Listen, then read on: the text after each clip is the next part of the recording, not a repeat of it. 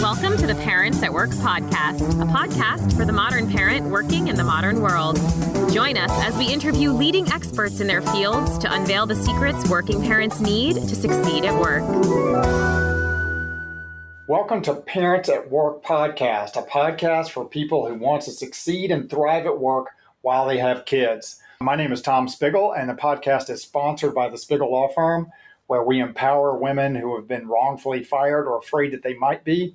And I am joined today by my co-host, Lori Mihalich-Levin, who is also an attorney and the founder of a groundbreaking program called Mindful Return.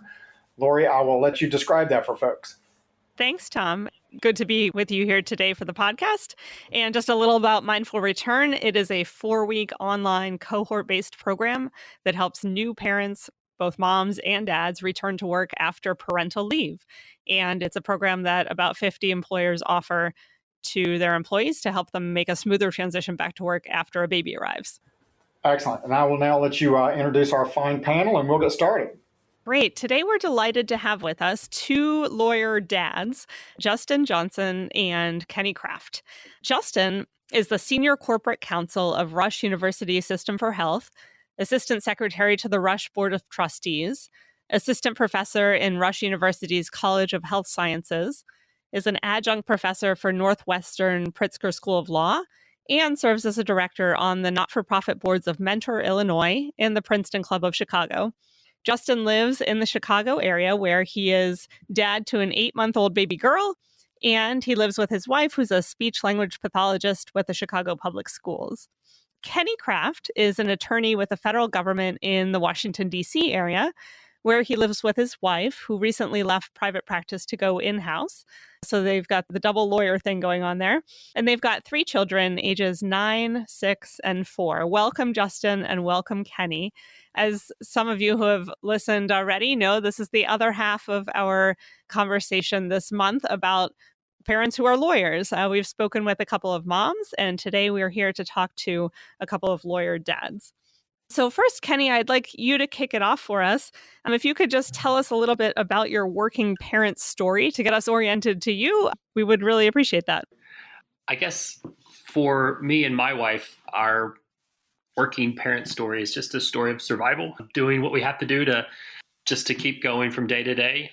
The need to adapt is constantly, changing on a daily basis. And I think that, we listen to the experts when we've had our first baby, and if we could follow the rules about co-sleeping, we would. If we couldn't, we didn't. And I think that's just set the tone for the rest of our parenting. We just work together on a daily basis to get done what needs to get done. I think, I don't know how many times we've told each other, I don't know, I couldn't do this without you. It really drove home the point that I needed a spouse or partner in this, someone that I could really trust and depend on to really just make these decisions on a daily basis. Great. Thanks, Kenny. I hear you on the survival thing, definitely. And Justin, just a little bit about your working parent story. I get that it's a little bit more recent than Kenny's at this point, but let us into your working parent life. Thanks, Lori, and thanks for leading us off, Kenny. I am newer to this working parent life that we are each in.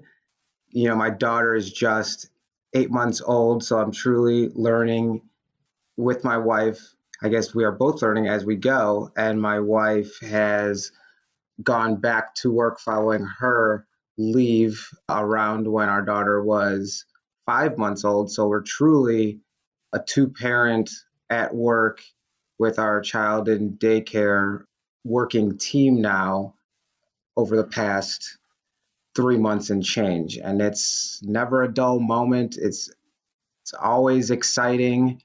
It really, I think, gives each of us even further motivation to be the best that we can at our quote 9 to 5s so that we're looking out for the best of our little one and ensuring that she is put in the right position to succeed in her life. And we're just trying to do the best that we can. And like Kenny said, learning from all the more experienced parents that have been doing this and succeeding at this in their own right we're just trying to do the best we can and supporting each other in doing so. Great. All right. Thanks, guys. Let me start with you on this one, Kenny. What attracted you to your current role or your becoming a lawyer? And when you were considering that career choice, was parenting, was that something that was a consideration? I don't think I was thinking about parenthood when I joined the pre-law society in college, but I would say that I always expected someday to be a parent, but I wasn't thinking about that when I made the decision to go to law school, to focus on the healthcare space. I think maybe I look at my career as a journey in stages. And certainly as I make decisions now about next steps in that journey, I do factor in the fact that I have 3 kids and that my wife has a career, and we have to respect everybody in that decisions going forward. But I think in the beginning, I just wanted to be a lawyer. Went to school, got my first job at a big firm in DC. And after getting married, that's when I started to think about kids. And I mean, this isn't related to parenthood, but it was at the law firm where I started to work in government and congressional investigations. And that got me interested in flipping into government. And so that's what I did. And as I traveled that journey, it's worked out really well, because right as I joined government service, that's also when we had our first child. And, at least eventually I made my way to a federal agency. At first I was on Capitol Hill, but at a federal agency, I've got a lot of flexibility. I've got a lot of work-life balance that's valued by everybody. And so it's been really good in hindsight. And I certainly think about the work-life balance that I need to bring to the family unit now. But in the beginning, it wasn't so much of a concern. It just kind of grew organically. And that's, in hindsight, it's worked out really well for me to be where I am today. Well, they say sometimes life is better lived backwards. So, it sounds like you planned it out perfectly. And it sounds like you had wanted to be a lawyer from a young age. So picking the law was not something, parenthood probably didn't factor into that decision at all, it sounds like. Well, like a lot of undergraduates, I have to admit, I started college in a pre-med program and quickly learned that Going to be a profession one way or another. So quickly learned that science wasn't my thing and my strength was in other areas. And so I've stayed in the healthcare space as a lawyer, but I have to admit, I started off wanting to be a doctor. You and I share that history, although it took me until all the way after college that I realized that medicine was probably not a good choice for me. We share that in common. All right. Thanks, Kenny. Turning to you, Justin, same question. What attracted you to the law in your current profession, current role, and did becoming a father factor into that along the way? Yeah, that's a great question. And I would have to parrot a lot of what Kenny responded.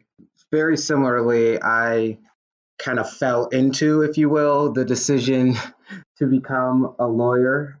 Back in undergrad, it wasn't until my junior year, I want to say, that I started feeling more comfortable with, my placement there and having a nice outlook on, hey, I'm going to get through this. It's difficult, it's different, but hey, I'll be fine.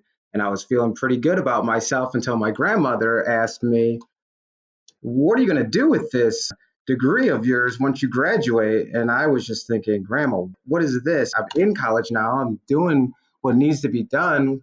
Why are you asking me about the future state that I haven't put any time or thought into? And, she challenged me. I started looking around and asking close friends and classmates, and it seemed like everyone had their decision set. Some wanted to be consultants, others doc, some were taking all the necessary classes to get themselves positions to go into those great careers. And I was just kind of taking classes that were interesting to me. At the time, I was a psychology major. Lo and behold, I don't do psychology for a living, but I guess you could say it's somewhat applicable to the law field. And I just didn't know what I was going to do with that. So I took her challenge and started thinking about what it could potentially become. I ended up wanting to being a paralegal for a couple years and just sorting out whether the law was something that maybe suited me. And this was not with any thought about a future beyond just being able to provide for myself. Ultimately, I got into law school, met the best friend of my now wife.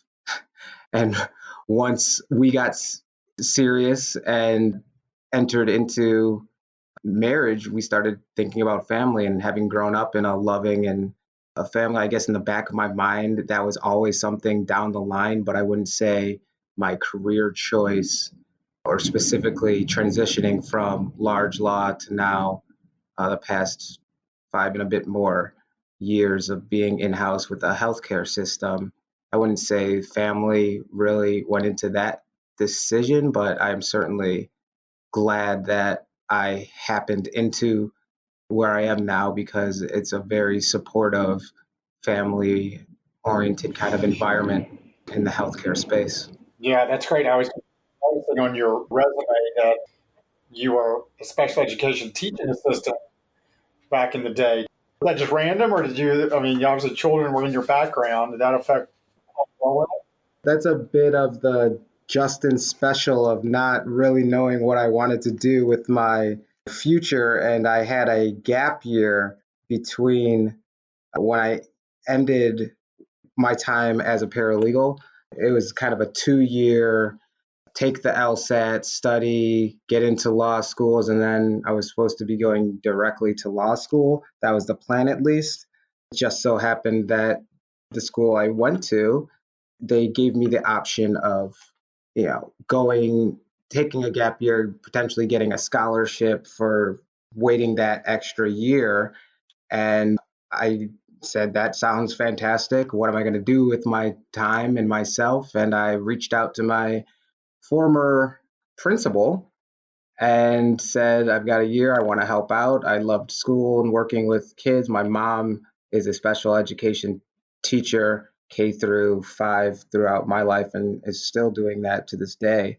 So I always known that, helping out the youth and helping teach them all the great things I've learned was something that I valued. Also, the kicker of being able to be an assistant football coach sounded really fun. So I did that as well. And that's kind of how I landed there. So that was just a year before the real, I wouldn't even say the real, because that was real work in its own right and very rewarding, but very taxing.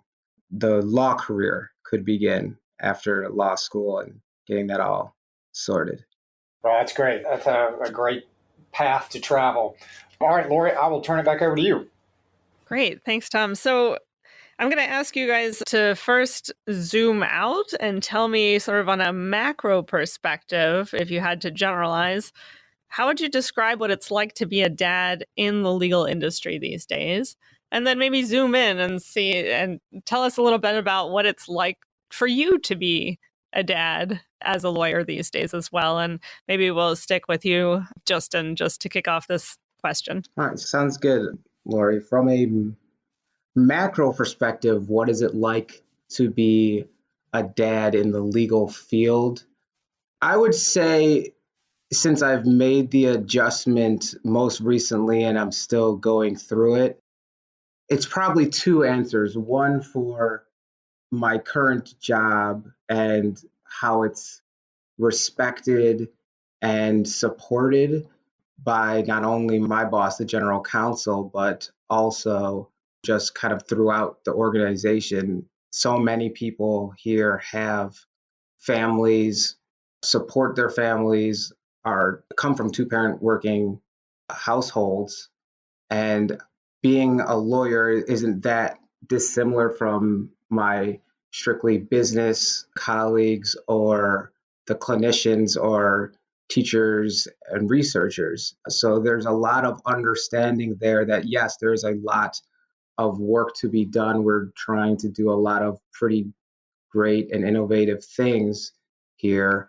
So while it might not get done during the typical, quote, 9 to 5 working hours at other places, so long as you can balance that, go pick up the kids, spend time with your child, put them to bed, you might be hopping back online to get that done. And I don't think that's too dissimilar from my time at the law firm and working with those individuals in the law firm who had families as well.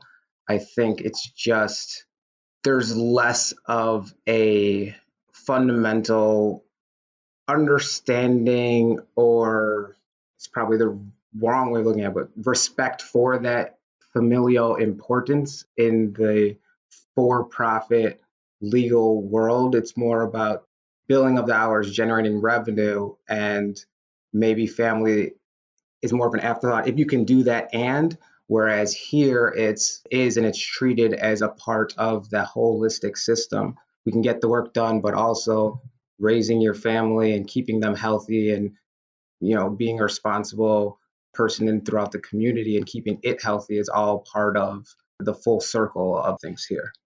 Great. Yeah, it sounds like you have a good context for raising kids and having the job. And I can totally relate to the split shift concept of stopping work around 4:30 or 5 to go get the kids, stopping, and then logging back on after they go to sleep. I think without that strategy, I don't know how I would have made it over the past couple of years. Kenny, let's turn to you. Can you take a macro perspective and then a micro perspective on what it is to be a dad in law these days? Sure. I can try with the macro first. As I was listening to Justin, I was just thinking, what can I say on this? I think it might be more anecdotal. I think that in a lot of ways, kids have made my life very focused and maybe even narrow. And for me to accomplish everything I need to do at work and at home on a daily basis, it is not something I normally do, to take a step back and have a broader perspective on the legal industry. But, I can say that about 10 years ago when I was at a firm, one of my colleagues had a baby, and, he was planning to take a month of paternity leave. And I remember thinking or hearing like, wow, that's a brave thing to do, and I get the sense that it's not the same anymore, anecdotally. My friends at a law firm, I hear them, they'll talk about, like Justin said, the billable hour demands, and the clients need to, they need a response, and it has to happen right then and over the weekend. And, there's a lot of travel in law firm life too. And so just from my friends in the field, I think initially it was very hard to get home when the baby or second baby first came. And then I think that they figured it out, and they worked with their management or their partners or their clients to just make themselves available from home more often so that the work can get done, but maybe on a more flexible time or workplace location. So, that's anecdotally from what I know of law firm life anymore, because at this point I'm focused on my government career, and a lot of my friends, frankly, and, parents, colleagues that are parents, they're in government too. And so their working life is a lot like mine. And so I'll zoom into what it's like to be a dad. At least my experience in government service, it's been good. I have to say it's been really good. I also work in an office that from the chief counsel on down, everyone seems to have small children. Everyone seems to understand what those demands are like. No one says a thing if I need to take off to, go to my son's play in a couple weeks or his recorder concert this week. It's something that I never take for granted, that I have that flexibility to make every single event almost that I want to for my kids that's happening at school. It allows me, I'm the PTA vice president and going to be the PTA president next year. I've got that time even after hours to give to my kids' lives because, not only is it flexible for working from home or taking off, but it's also really and truly pretty close to a 9-to-5 type job. Certainly I'm a lawyer, and when there's a court deadline, other things come up and you have to meet those obligations, of course, but generally it's a 9-to-5 type atmosphere. And when I'm home, I'm able to devote my time and energy, what's left, to my kids. So that's been good to have that flexibility, to have the ability to telecommute. I was in the office this morning and then I came home to record this podcast because it's quieter at home and I can run laundry, which is happening in the basement right now because I can't come home and telecommute and not cycle laundry in a house of 5 people. And I can let my kids come home on the bus, which they love to do. And I've already got a play date scheduled for them. So that has been invaluable for me, at least at this stage of my kids' lives. I never take it for granted when I walk out the door at 5 o'clock and the sun is still shining. I don't take that for granted, and little things too, like I don't have to travel like my friends in a law firm or maybe another type of professional career. If I travel, I generally schedule it myself, and I schedule it for when it works for me and my wife. I check with her. I'm like, are you going to be in town April 24th? Because I need to be out of town, and we'll work it out. And if it doesn't work out, the benefit of being the government is I can schedule that visit for another time, or I can push a deadline. If it's not a court deadline, I can push a deadline that I've set, because the government has that flexibility. I try not to abuse any of these benefits to my job, but they are benefits I don't take for granted, and they really allow us as a family to operate. My wife doesn't take this for granted either. She recently left law firm life, but when she was at a law firm life, the family schedule pivoted around my schedule because I was the one with the predictable 9 to 5 job and flexibility to stay home with a kid if it was sick, or take my daughter to, the doctor during the day. I can do that when there's a snow day. So my wife and I would always say, like, we need at least one of us to have a predictable schedule to do pickup and drop off. And now she's left law firm life. She has a more 9 to 5 job in-house, which has been good for us too. But that also gives more opportunity for me to maybe consider other opportunities within my current job. I'm considering a new assignment, a temporary assignment that might have longer hours, but I can consider it because now we've got her schedule that's predictable, and we can maybe pivot around her. But it's a constant conversation, and it's a constant sort of balancing act, but together we're able to do it so far. Sounds like you're navigating the dance of all of this quite well. And, it's really helpful to hear the specific details of the laundry and the recorder concert. And I think it helps really make things concrete for how this working parent puzzle actually plays out. I think you also hit upon a really important point around how important it is to have that supportive environment where people who you're working with and those who are supervising you really get it from a first person perspective of what it's like to live this life, and how that's something not to take for granted as well. So I hear you on all of that. Thank you, Kenny. So back over to you, Tom. Great, thanks. And I think the legal profession sometimes, rightly so, gets a knock for being very family friendly. In a lot of respects, depending on the job, it really can be. If you've got a legal job that gives you, and many of us do these days, that gives you that flexibility, like you said, to pop home and do some laundry if you need. Because if you've got, and there are certain ones, you got a lot of travel. If you're a litigator, that is a bigger difference. But if you've got a laptop and a Wi-Fi, even a phone, sometimes you can work from a lot of different places. And that really is I know folks in sales who've got to be on the road and they've got to have a certain number of contacts. And it's going to be very difficult in those kinds of jobs to, that pick up the kids or to do the things you need to do. And so, we can be thankful for that flexibility. Okay, Justin, I'm going to put you back on the hot seat and ask you, when you were a new father coming back into the workplace, were there any workplace supports or things that you found particularly effective? Yeah, I think I'm still kind of going through that right now, but some of the things that are extremely effective is, like Kenny was saying, and that you and Lori have kind of also vocalized that being able to be in an environment where other individuals have families as well and are supportive of you. If you do need to pop in, that understanding, just giving you comfort in that they know and can appreciate some of the things you have to do as a parent. Whereas that first week that my wife went back to work and our daughter started daycare, I feel like it started with the sniffles, and by the end of the week, I'm not quite sure if we've made it all the way through 5 days, because by Friday, certainly all three of us were in the house with some ailment that came from either us going back into the working world or our daughter's introduction into the lovely world of daycare and germs out of just the previous 5-month comfort of being home with her mom and for a decent amount her dad. And that, me being able to be home, whether it was us just taking off because of our ailments, being home for a little paternity leave and helping out, support my wife, and the growth of our daughter in those first initial months was invaluable.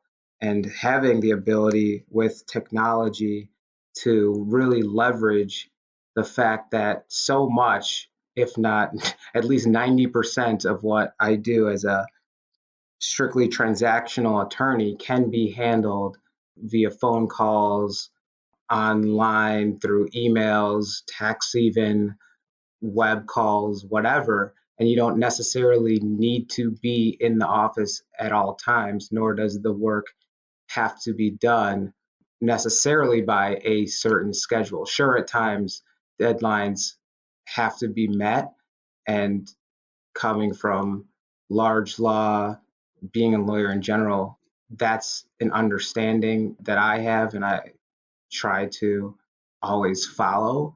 But having a daughter now and being more mindful of the fact that, or having more perspective, thinking back to a comment Lori made, having just a more full perspective on the truly important aspects of life and having work support those aspects, whether it be through the daycare that is affiliated with Rush, Lawrence Armour Day School, that flexible ability to work from home, do the errands that Kenny was speaking about, whether it be laundry, picking up, groceries, getting cars fixed, or letting Comcast in to fix the cable. Just having that flexibility and that support is really what's kept me remotely sane and getting done the things that have been done over these months and will hopefully get done in the future. Okay, it's great. Yeah, when Comcast gives you that, we'll be there between 10 and 4 or whatever it is. It's nice to say, okay, I can make that work. I got my laptop. I work from home. It is true. But not when the Comcast is your internet out. Yeah, right. Now, then you're in trouble, right? Then you're in trouble. Hopefully there's a coffee shop nearby with Wi-Fi that you can peep out the window and see when Comcast is actually going to come by. But, do what you got to do. Exactly. That's a fair point. Well, as a follow-on to that, and as you are going through it now, being a father of young children at work, were there any workplace changes that you thought you were going to need but did not? That's another good question. Workplace changes I thought I would need, but actually did not. You know what? I think I was just so naive to the fact, even having, my youngest sister did it and is doing it just prior to myself. She's an educator, but, still working mom. My brother-in-law, her husband, working as well. My middle sister with her 2 kids is constantly working and supporting them while continuing her own education. So that, along with my 2 parents, both being dedicated working individuals and, raising all of us, I thought it was kind of probably a lot easier than it currently is, from a, tiredness, not feeling like you have enough time either at home or at work, kind of feeling one foot in the swimming pool in both instances. I guess I didn't know what truly to expect, so I can't say that I expected there'd be more assistance or different assistance. I think I've just been more presently surprised with the assistance and support that I have gotten, whether it be through understanding, others stepping up and lending a hand, and the fact that others, while I might be the newest to it in our office, my colleagues have children as well. They know exactly how it feels to be as scatterbrained as I am at times. You guys are lucky I checked my calendar and made the podcast and didn't switch the days or months completely, because I can't say that hasn't happened with other obligations. But just being supportive and having all that support system, both at work and home extended, has been a pleasant surprise. I didn't really expect it, but I wouldn't say it's been lacking in any sense at work or at home. Would you, and it sounds like you've got a very supportive environment, which is great. Is there anything, looking forward for, fathers coming up behind you that would be in place you think would make things even better for them? Yeah, I think if there was, for me, having the boss that I do have and the colleagues that I have as well, that understanding is there and that ability for flexibility. But I think if it was a more concrete approach that was just a policy that there is paternity leave, you get such and such amount of weeks or months. I remember bringing my time back to the law firm, I believe they did have something like that.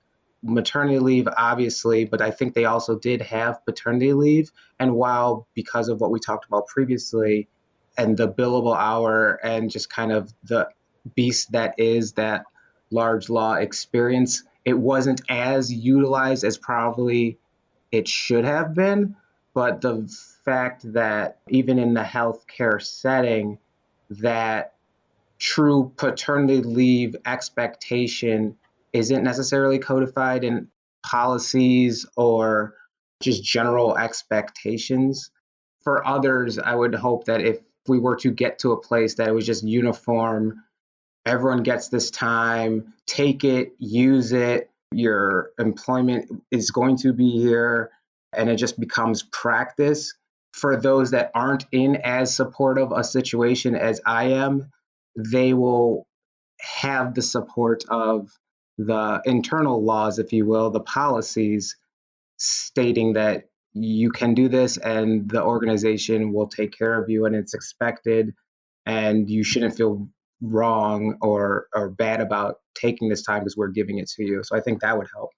Oh, I think that's an excellent point. Let's put it in writing. And there's been a number of studies done talking about the unused resources, particularly by men, because they feel like even if it's there, they don't feel really at liberty to take it. And I think it's important for employers, as you point out, to make sure that those are clear and that people know they are real, but they won't be penalized for using the parental leave.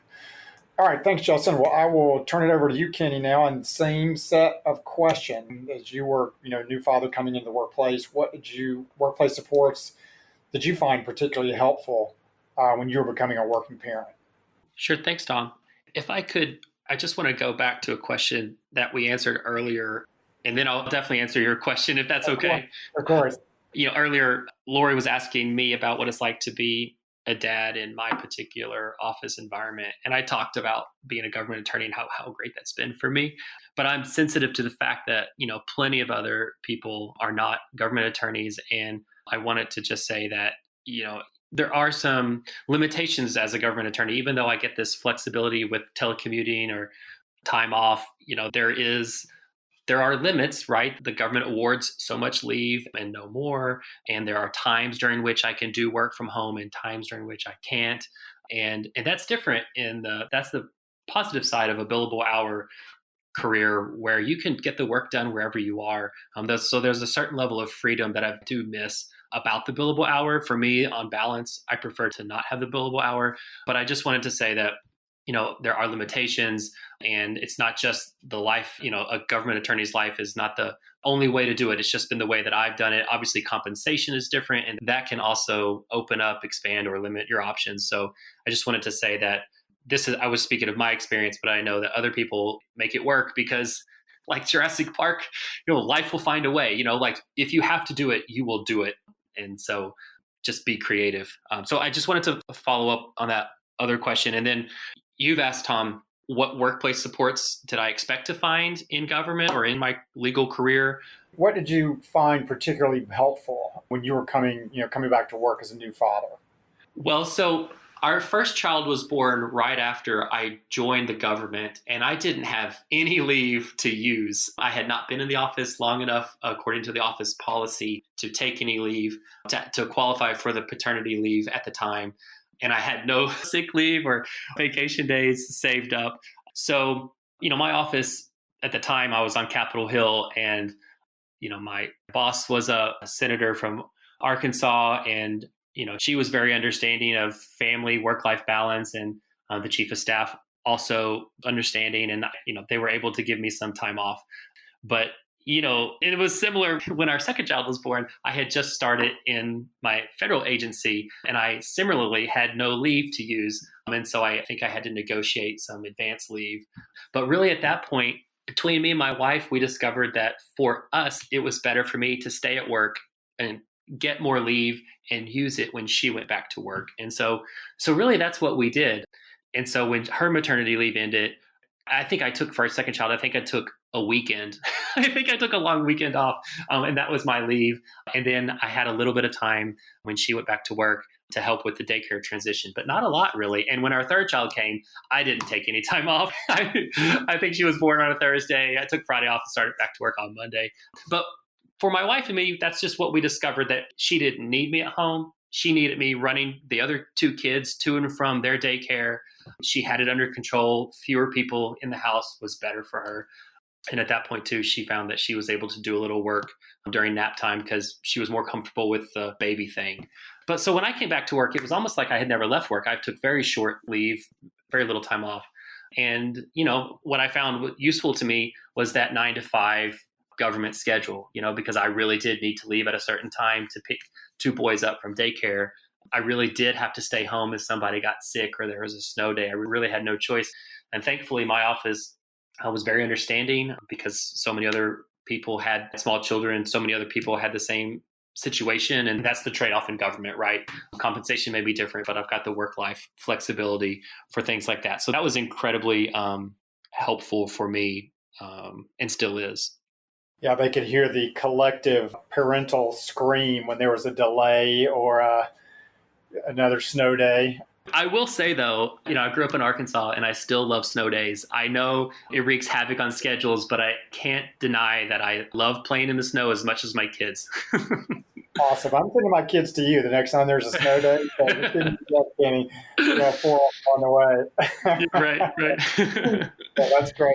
Well, the other following question, some of this kind of dovetails with what you just talked about, but were there any, and I know it can be more limited in the government in terms of workplace support, but were there any supports that were available that you thought you would need that you just didn't? I remember when I was at a law firm seeing information about a benefit of like a day of nanny service. And I guess I always wondered, gosh, what will happen if in case of a snow day, or what will happen if I've got a meeting that I just can't change. And so I thought maybe we would always need that because we live in an area far from our grandparent support. There's no other family around us. And maybe when maybe I previously would have thought I would have had some grandparent support. And so maybe a nanny service like that would be helpful. But really, I can only think of one time when I absolutely had to work during a snow day. And I was able to find a college babysitter who was also on a snow day to take over. So I can't think of anything that I expected to be there that's not there. But it would be so nice to have grandparents for sure. Yeah, right. That was a job benefit, right? We could, your grandparents come with you. That'd be nice because we don't have that either. My wife and I, our grandparents are too far away for to pop over like that. That is a big benefit. Well, let me ask you this: for people coming up behind you in government service, can you think of workplace changes? And some of these you've talked about, but any additional workplace changes that you think need to be made to help working dads? Yeah, I think that there are plenty of workspaces that don't allow telecommuting. And I think that to the extent that's possible, workplaces need to consider that and make it more flexible, maybe not limit it to certain times. Or I think that's important from the workplace perspective. But I think, and I'll probably say a couple of cliches here, but I really think that for the dad that wants to see change, I think he should be that change. I think that, dads should talk about whatever challenges they're having. I think that they should voice those concerns so that it's not just the moms at work talking about it, but that you got the dads talking about it. You've doubled the number of people talking about what kind of changes that they need. So cliche number one, I think you should be that change. I think you should get involved. I think that it's not typical for people to think of a dad as a PTA president, but I'm doing it, and I just think that, I stay home when kids are sick and people tell me how great I am, but they don't say that to my wife. I don't think I get credit for doing what I'm supposed to do. You got a kid at home that's sick, one of you has to stay home. I just think that the more of us who are talking about these things, this balancing act that Justin is starting and that, I'm still smack in the middle of, that's constantly changing. I just think the more of us at work talking about it, I think the culture is already different at my office, and it sounds like at Justin's office, but it's not true that it's different at other offices. And I just think that the more of us talking about it, the more likely change will happen. And I think that's a good thing. It may have been a very loud amen, but I was on mute. That's great. I think I can hear some silent fist pumping by Lori over there. So I'm gonna turn it back over to her because I think you're singing her song. All right. Yeah, and I was sending a high five your way as well. That's a great points, Kenny. Speaking out and representing the guys to help support the moms and support ourselves, being that change agent is so very important. And discussions like this and this podcast are hopefully helps move the needle as well. I mean, the very fact that credit to you, each of you, for setting this up and identifying that there might be issues here, that having people discuss them could get everyone to a better place, and just having that dialogue. I agree, Kenny, it's just so important. Great. We're so grateful to the both of you for having this conversation. I wanted to just loop back on a couple of small points, and then we can dive into our next question. First of all, although, I emphasized earlier how important it is to have supportive environments and managers who understand, we shouldn't have to rely on having a kind or empathetic boss. I wanted to just reiterate your point, Justin, about the importance of policies around all of this, so that sort of no matter what your department or division is or who is managing you, that you still have the same rights to the flexibility or parental leave or whatever it is as anyone in the organization. So just wanted to emphasize that. And the other thing that I wanted to loop back on was how much I can relate to the sick days and snow days. And my husband and I used to joke every night that we went to bed, not knowing if we were going to be able to go to work the following day. And it is really a complicated dance that first year or two when the germs are very rampant, and the unexpected really rules your life in that phase. For me, the backup care benefit that my law firm has provided has been fantastic and really helpful, sort of that day of nanny concept, to allowing me to continue to do what I'm doing. So I'm a huge advocate of that. And sort of the last point I wanted to jump in with was this idea of, as you jump in to be the leader of the change, I also wanted to put a plug in for working parent groups at various offices. And, I've been involved in founding two of them, one of which we founded with, a mom co-chair and a dad co-chair. And it really gives everybody an opportunity to talk about these issues at work. So, to the extent anyone listening to this is involved with one of those groups or wants to get one started, feel free to reach out to me. I have a Google group of leaders of these groups going, and it's been a great way to continue the dialogue. But back to our guests and the next question here. Justin, I'll turn to you and ask, what changes do you think are happening in the legal industry that are affecting working parents these days? I think the changes affecting the legal industry they've been kind of going now for quite a while, but that doesn't mean they've slowed down and they aren't going to keep evolving. And I think that has to do with, while technology is absolutely great, and on the one end, that being able to telecommute, work from home, being flexible, that you can essentially answer the client instantaneously, whether without having to have a meeting, without having to hop on a call, whether it be through email, text, what have you. You can pretty much research and, if necessary, and answer and advise on a whim. But that certainly opens you as the attorney and the legal profession up to being at the beck and call of any given client 24/7. So that very access and ability to respond, I think, has just grown with technology. And I don't necessarily see an end in sight unless one is purposely put in place, kind of along the concept of the policies. But I'm not sure that would work as far as being able to rep that out to all the various disciplines and industries, but just in understanding that while, yes, access is there, if every one client has just a simple question at a different time in the day, the poor lawyer is working all 24 hours of that day. So I think that change, having that access and the use of technology has been both a gift and a curse, unfortunately, to the legal profession, because with the technology, you can just do so much more than I think our predecessors. You can research far more issues in a given day than you could prior to all of this great technology. But then you're going to be asked to research and respond to so many more. Yeah.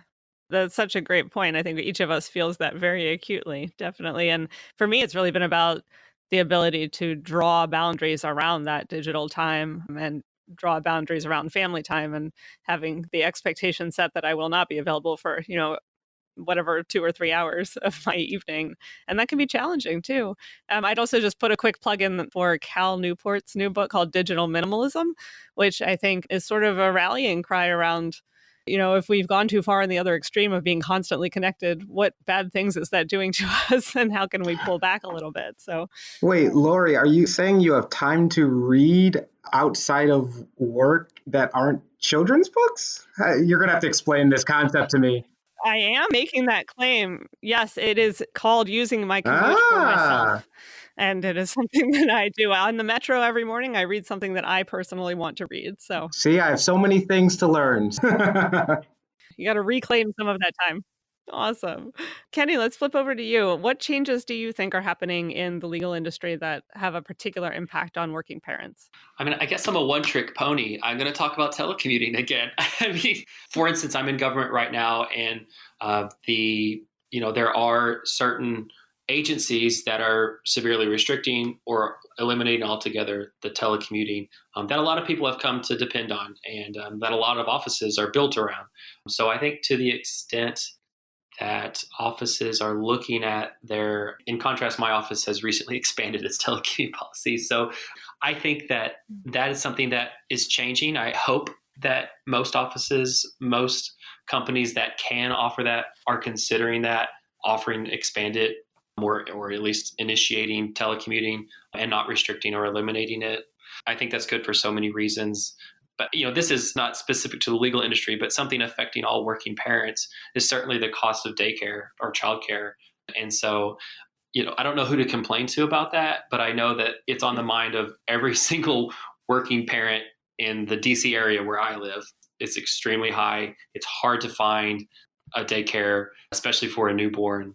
And it's also very hard to find, someone after school, once your kids are in elementary school, to find someone to take care of your kids, either in an extended day program or at home. So I think that even though that's not specific to the legal community, I think that every working lawyer family, I think that that's on their minds as well. In some ways, telecommuting can help if there's a flexible telecommuting policy, but it can't solve everything. And I think that's a broader issue for policymakers to consider in the future, the cost and availability of childcare. You get another big amen from over here.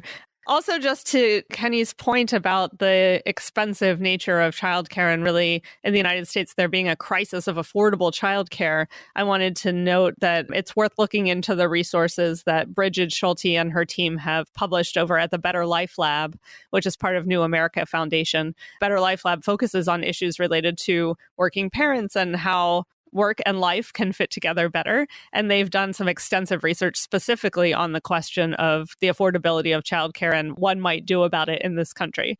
So I'm going to pass it back to Tom now for our final set of questions for our wonderful guest today.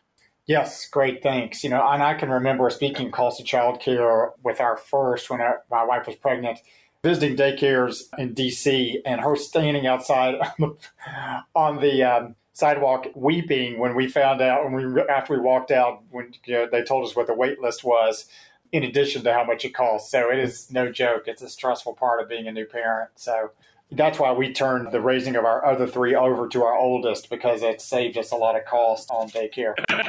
I hope there weren't any quality issues either. Oh, right. Oh, there are many of them, but I didn't care by that point.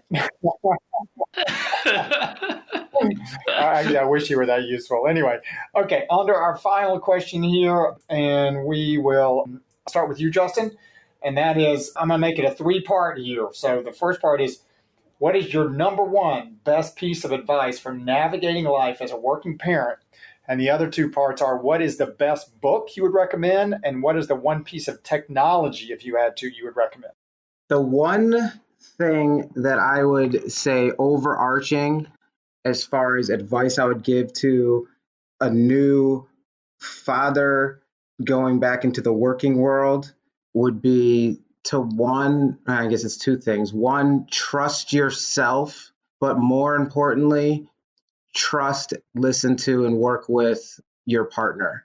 Because if you are lucky enough to be in a situation where you're with your partner and you're going to be raising your child together, truly do that. Raise the child together. Each individual likely has their own aspirations from a work perspective, but being supportive of one another, and like Kenny spoke about at the onset of this discussion, the being able to support each other throughout the growth of each of your careers is so important and vital, and can only be done if you trust one another, are open with one another, and respect the value that each one of you brings to the table, to your familial table. And you can only do that with open discussions. You're both going to be exhausted beyond belief, confused, regardless of how great your support system is. And mine is phenomenal, whether it be family or coworkers. Both groups have been there, but you're still going to need to learn it yourself, and to do so with your partner, trusting each other is the only way you're really going to get through it.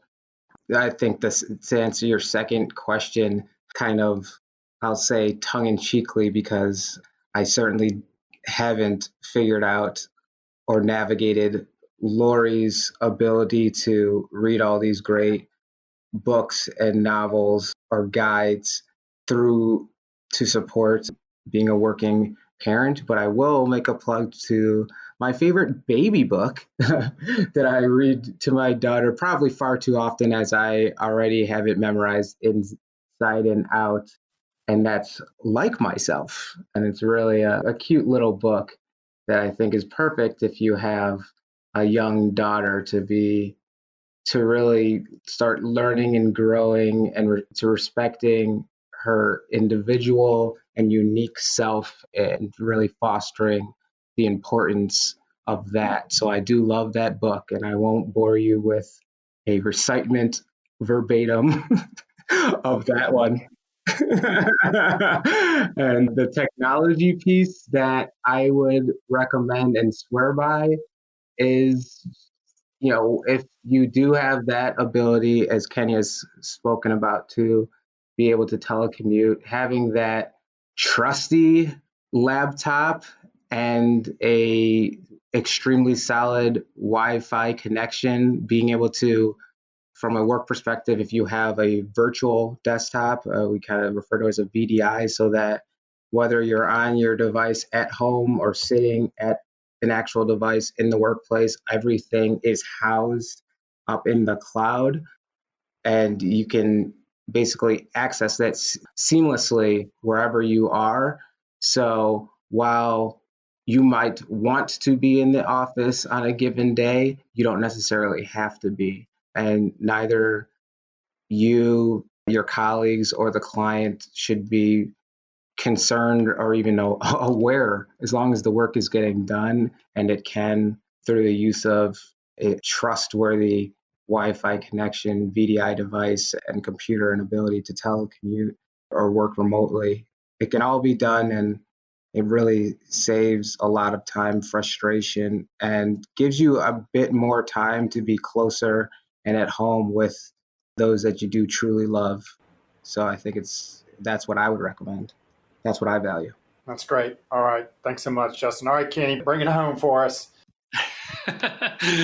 Okay. Well, thanks for giving me the home stretch. So number one piece of advice that I would give new parents, or that I would tell myself if I could go back 10 years, would be to not sacrifice the self-care that you need. I think I did that each time we had a child. I think with a newborn, I think that it's about, going back to my first response, it's about surviving. And maybe you just can't do it right now when you've got an 8-month at home, right, Justin? Maybe it doesn't happen. But I think that if nothing else, you can, for me, it was coffee and a shower. If nothing else, I am going to, take a shower and I'm going to have coffee and I'm going to be okay today.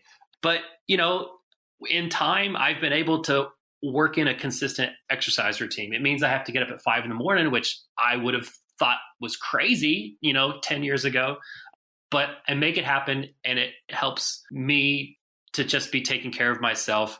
And if you can do it, and we didn't do it for the first 8 years, but the last year or two of parenthood, we've been able to hire a cleaning crew that comes once a week, and we have someone that cooks some meals for us twice a week. And that's, for us, been invaluable, and it gives us back our weekends with our kids, because before we were spending, Friday night doing laundry and cleaning bathtubs, and Saturdays was yard work or groceries, and just the whole weekend was gone. So, but if nothing else, I think coffee and a shower and sleep, but sleep's the one that goes first. Were they separate? Are we doubling up the coffee in the shower, which, I'm not opposed to. Right. I mean, multitasking is part of it. So if you can figure that one out, more power to you. I'm still a bit confused, Kenny. Now, I know I'm learning a lot on this podcast, but you mentioned something of a gym, maybe? What is this concept? I think I used to go there, I want to say maybe 8 months, maybe 10 months ago, but do those still exist? Well, I didn't say gym because I don't have the time or the money to spend on a gym. If I travel to and from a gym, I've lost the time. I have to get up at 5 and it has to be 30 to 40 minutes. And so I do it in front of the TV. I do a video series. I do push-ups through the day. I find it here and there. I work it in. But to and from a gym is already too much time. I can't do it. So, I find it, all I need is gravity and about, 6x6 space of floor. That's kind of all I need. You get creative, Justin. You do what you can. It's about surviving. So I am taking copious notes. So that was advice number one, is take care of yourself. If not now, do it when you can, but, make it a priority. And that includes date nights. Actually, my doctor asks if we're taking date nights. How many date nights are we getting? It's not, self-care is not just about you. It's about you and your spouse, because it's the two of you getting through this together. And if one of you gets broken down, the wheel's off and this whole thing grinds to a halt. So I say self-care, and I include my spouse in that. It's something we have to do, and we do it together. Number two, best book.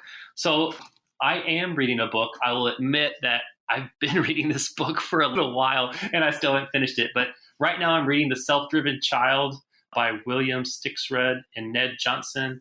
And this is an indication of where I am with my kids are getting older than Justin. So I'm not reading the baby books. I'm reading about how do I motivate my kids to be their own people and succeed, and, wondering if I held them too much as infants because they don't want to go and do things by themselves. So I'm trying to learn, how to parent elementary school children so that they are, on the path to success without any helicopter parenting on my part. So that's a book I'm reading now. And then the piece of technology, I want to say none. I want to say that I'm trying to strip technology out of my life with my kids as much as possible. But it's true, that the Wi-Fi, the laptops, the phones, they keep us connected to the workspace, and that allows us to be flexible in where we work and when we work. So at least what we're trying to do is really limit the time that we spend on our phone in front of our kids so that they're not learning to be distracted. Like when we're home, we're trying to stay, in it together, present with each other. And that's a constant struggle. That is not something we have achieved. That is a goal that I have, no phones at the table, leave them over there to charge. It's a difficult balance. to find because work is on your phone and sometimes you have to respond. I will sometimes go away to another room where children cannot see me typing out a work email so that they don't always associate. But it's a struggle, and our kids are digital natives. They need to be digital natives. We cannot take this away from them, but navigating it is something that I'm struggling with. I think that's going to be with us for the rest of my parenting life. But, technology is a curse and a blessing, and I treat it that way at home. No, I think that's absolutely right. Well, I thank both of you for joining us on the podcast. Lori, do you want to say a few words about what's coming up next for us? Great. Well, thank you so much, Kenny and Justin, for joining us. This is a really wonderful conversation, and it sounds like maybe you two can, take this offline too and mentor each other along the way. But I did want to tell everybody that we've got next month coming up, we've got some great guests who are HR professionals. We've got moms and dads in the HR space, and I'm anxious and curious to see what we'll learn from them about working parenthood there and what we can learn and cross-pollinate across industries. So thanks again for joining us. Well, until next time. Thanks for having us. Thanks for joining us for another episode of the Parents at Work podcast. Are you interested in learning more about our show, our hosts, or today's guest? Do you have a comment or question you'd like to share with the Parents at Work community? Then contact us at www.spigglellaw.com/podcast. We'll see you next time.